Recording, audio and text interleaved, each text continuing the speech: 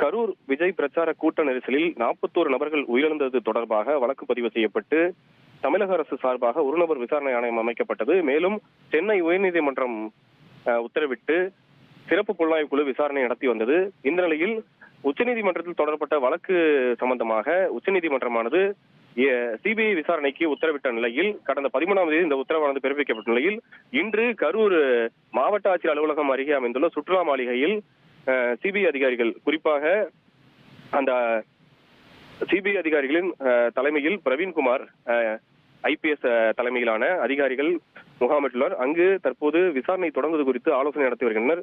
இந்த நிலையில்தான் கரூர் எஸ்ஐடி அலுவலகமான அந்த தற்காலிக அலுவலகம் அமைந்துள்ள திட்ட இல்லத்திலிருந்து புறப்பட்ட அதிகாரிகள் இன்று காலை ஏடிஎஸ்பி ஒருவர் தலைமையிலான அதிகாரிகள் சிபிஐ குழுவினரிடம் ஆவணங்களையும் விசாரணை விவரங்களையும் சமர்ப்பித்துவிட்டு அங்கிருந்து சென்ற நிலையில் தற்போது எஸ்ஐடி அலுவலகம் தற்காலிக அலுவலகம் அமைந்துள்ள பகுதியிலிருந்து அங்கிருந்த டேபிள், சேர்கள், ஸ்டேஷனரி பொருட்கள் உள்ளிட்ட தளவாட பொருட்கள் திருப்பி அனுப்பும் பணியானது நடைபெற்று வருகிறது. மேலும் அங்கிருக்கக்கூடிய ஒரு சில அதிகாரிகளும் இன்று புறப்பட்டு செல்ல இருக்கின்றனர். இந்த நிலையில் அந்த அலுவலக வளாகத்தை சுற்றிலும் விசாரணைக்காக பயன்படுத்தப்பட்ட ஆவணங்களின் நகல்கள், தேவையில்லாத காகித துண்டுகள் ஆகியவை தீயிலிட்டு கொளுத்தப்பட்டுள்ளன. அந்த எரிந்த நிலையில் இருக்கக்கூடிய காகித துகள்களுடன் சேர்ந்து 32 GB அளவு கொண்ட பென்ட்ரைவ் ஒன்றும் பாதி எரிந்த நிலையில் கிடைக்கிறது.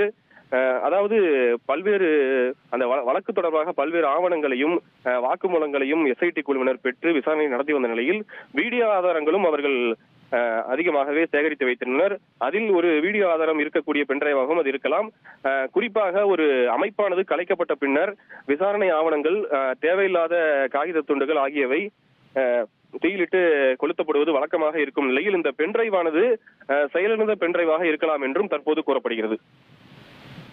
தகவல்களுக்கு நன்றி மணிகண்டன். தீபாவளி திருநாளை ஆலடிப்பட்டியான் ஸ்வீட்டோடு கொண்டாடுங்கள். சென்னையின் மோஸ்ட் லவ் பிராண்டுடன் உங்கள் தீபாவளி தித்திக்கட்டும்.